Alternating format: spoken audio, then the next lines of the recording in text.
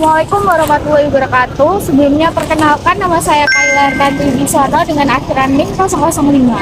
Saya Tris Maria Hozara Giovanni dengan akhiran NIM 177. Saya Alvina Lutfia Rahmadanti dengan akhiran NIM 137. Hari ini kita akan memenuhi tugas hukum administrasi negara Untuk wawancara terhadap pihak Balai Kota, khususnya Badan Hukum, mengenai KTUN. Nama baik Fajar Nugraha, perancang peraturan perundang-undangan ahli pertama di bagian hukum sekretariat daerah Kota Madiun. Jadi saya ingin mengajukan beberapa pertanyaan. Yang pertama, apakah Balai Kota atau pemerintah kota pernah menerbitkan keputusan tata usaha negara atau KTUN, misalnya berupa surat keputusan wali kota dalam pelaksanaan tugas di ibu kota? Ya, memang produk hukum di pemerintah kota itu ada 3: peraturan daerah, peraturan wali kota, sama keputusan wali kota. Jadi setiap penyelenggaraan kegiatan di pemerintah Kota Madiun itu selalu didasarkan pada keputusan wali kota. Jumlahnya itu kurang lebih 1 tahun ada sekitar 400 sampai 500 keputusan wali kota yang kita keluarkan sebagai dasar setiap kegiatan penyelenggaraan pemerintah daerah. Untuk pertanyaan yang kedua, apakah pernah terjadi penerbitan surat keputusan oleh pemerintah kota yang mengandung kekeliruan administratif atau yuridis sehingga berpotensi atau sampai menimbulkan sengketa dan digugat ke pengadilan tata usaha negara? Pernah, bahkan saat ini kalau mau ngecek di pengadilan tata usaha Surabaya, kita sedang digugat terkait produk hukum kita keputusan wali kota tentang pencabutan izin pedagang masyarakat. Jadi sekarang kita baru bersengketa besok Senin sepertinya. Ya, peradilannya mulai besok Senin. Yang ketiga, menurut pandangan Bapak apakah konsep membuat perbuatan melawan hukum oleh pemerintah yang dapat digugat melalui mekanisme peradilan tata usaha negara saat ini sudah tepat dan efektif dalam memberikan perlindungan hukum kepada masyarakat? Sebenarnya setiap produk hukum yang dibuat oleh pemerintah, khususnya pemerintah daerah, itu kan demi mensejahterakan masyarakat. Namun pada kenyataannya kan tidak semua masyarakat merasa setiap kebijakan pemerintah daerah itu menguntungkan, kan begitu. Jadi ada beberapa pihak masyarakat yang dirasa tidak menguntungkan, kemudian mereka juga mempunyai hak untuk mengajukan gugatan atas kebijakan. Kalau bicara keputusan wali kota itu kan kita bicara kebijakan, secara garis besarnya kan bicara kebijakan.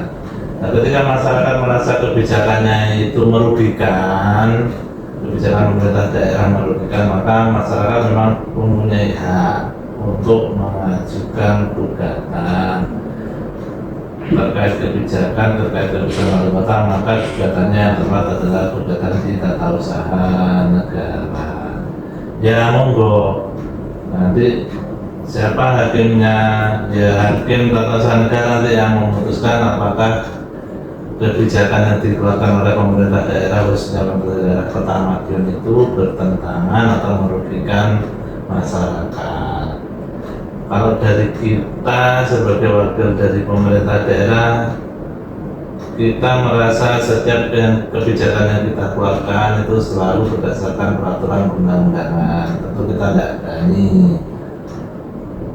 Tapi apabila pada praktek pelaksananya masyarakat merasa dirugikan, monggo, karena memang masyarakat juga punya hak untuk memasukkan gugatan. Tapi selama ini udah ada yang pernah mencoba gugat? Banyak, rekornya kita masih tidak pernah kalah. Banyak, sering kita digugat apapun. Tapi kita pemerintah Kota Madiun bagian hukum khususnya rekornya tidak pernah kalah. Baik Pak. Selanjutnya, langkah apa yang dilakukan pemerintah kota untuk mencegah terjadinya kesalahan administrasi dalam penerbitan suatu keputusan? Kalau kesalahan administrasi sebenarnya selama kita mengikuti ketentuan dalam peraturan undang-undangan itu ya tidak mungkin ada kesalahan. Kan itu pagerannya jelas, terutama dua daerah dalam membuat kebijakan itu umumnya pakem besarnya cuma dua, sesuai kewenangan daerah itu diatur dalam Undang-Undang 23 tentang pemerintah daerah beserta perubahannya. Itu diatur kewenangan daerah itu apa saja. Di Undang-Undang pemerintah daerah kan diatur kewenangan pusat, kewenangan provinsi, kewenangan pemerintah daerah, kabupaten, kota. Dan selama kita memang hanya mengatur di wilayah pemerintah di kota Medan saja, tidak melanggar kewenangan yang lain, itu aman. Yang kedua, tidak bertentangan dengan peraturan yang lebih tinggi. Kita cek peraturan tingkat pusat mulai dari undang-undang, PP, Perpres, Permen, kita cek. Kemudian daerah itu harus tidak boleh bertentangan. Selama kita mengikuti dua pakem besar itu, tidak mungkin ada administrasi atau apapun benarnya.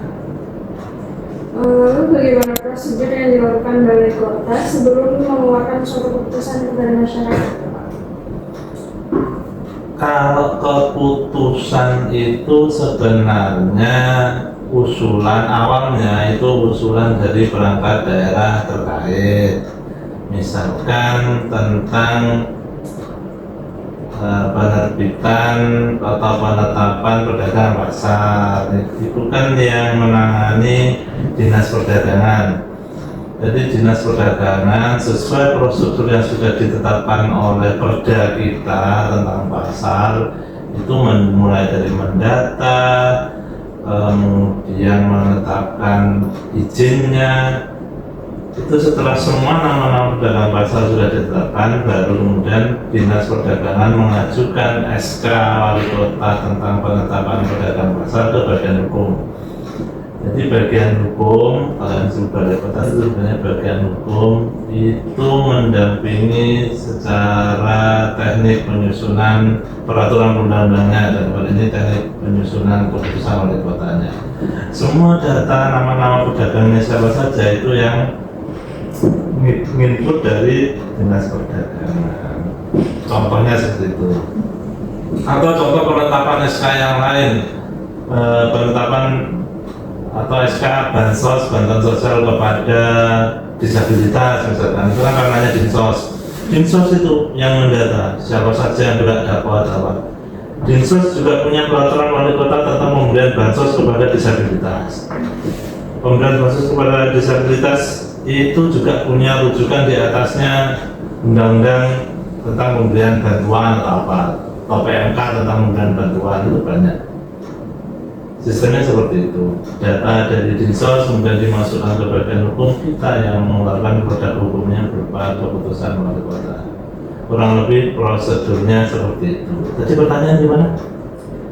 Bagaimana prosedur yang dilakukan Balai Kota sebelum mengeluarkan suatu keputusan kepada masyarakat? Seperti itu. Jadi kalau bagian hukum itu lebih ke, atau Balai Kota yang ada dibilang tadi lebih ke penyusunan produk hukumnya. Tapi siapa yang mau diberikan, siapa yang mau diatur itu dari dinas terkait. Lalu apa kendala yang sering dihadapi pemerintah kota dalam memberikan pelayanan administrasi kepada masyarakat?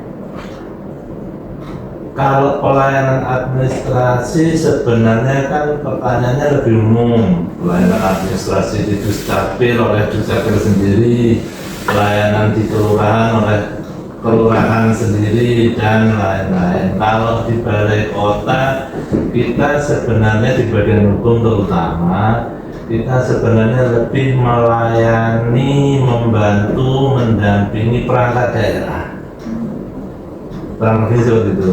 Kalau yang terkait berhubungan langsung sama masyarakat itu kan dinas-dinas terkait.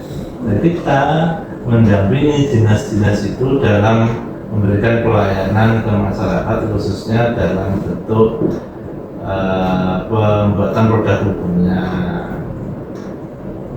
kalau pelayanan langsung dari bagian hukum, kita punya program bantu miskin, bagian bantuan hukum untuk masyarakat miskin. Jadi masyarakat miskin Kota Madiun yang punya masalah dengan hukum ingin kita bantu kawal di persidangan bisa, tapi khusus Kota Madiun, khusus katedral.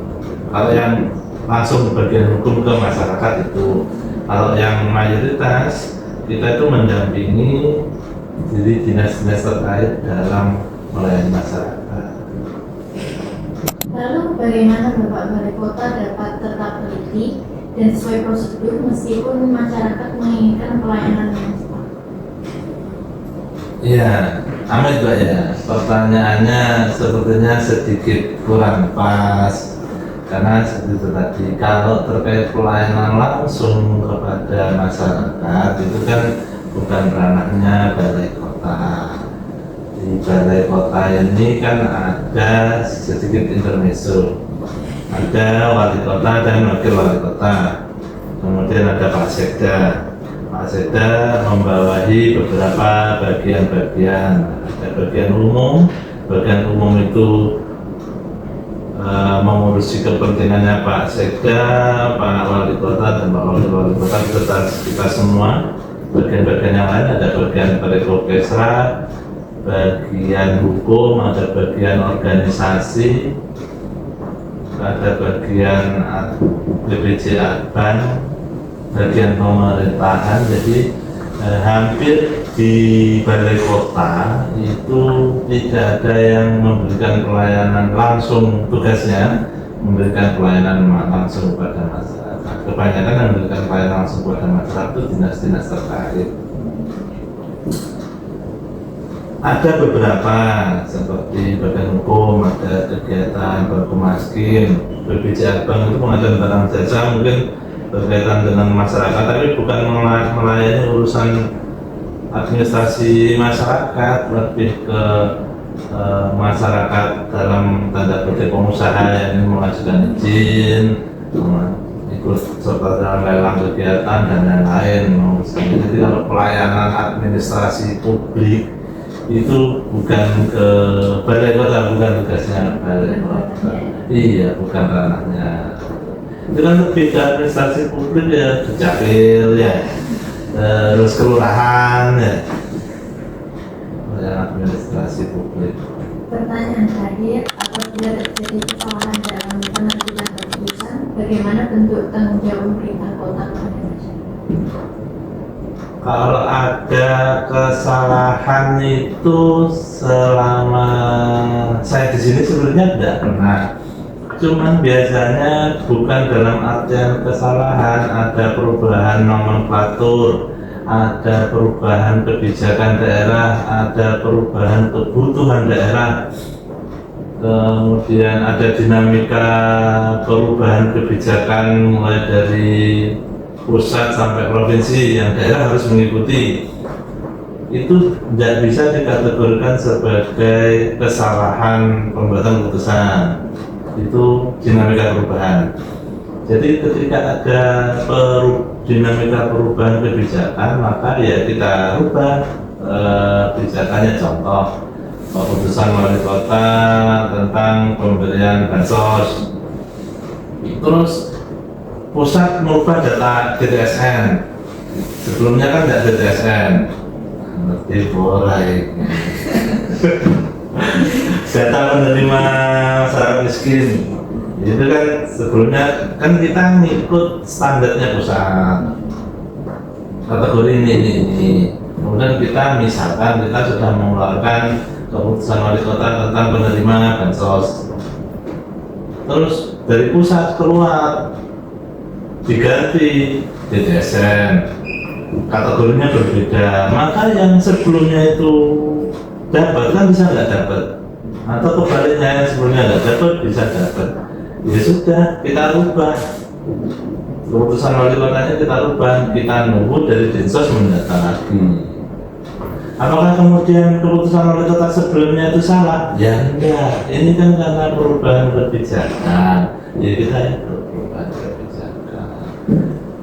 Kalau yang salah itu selama dalam membuat kebijakan itu kita sesuai dengan ketentuan peraturan perundang-undangan, sesuai dengan kewenangan wilayah pemerintah daerah, maka tidak ada izin Pak. Kayak kebijakan keliru, kurang ngerti hukum, iya. Jadi perubahannya itu bukan karena kesalahan, karena memang ada perubahan dinamika kebijakan. Just one more tear to cry, one teardrop from my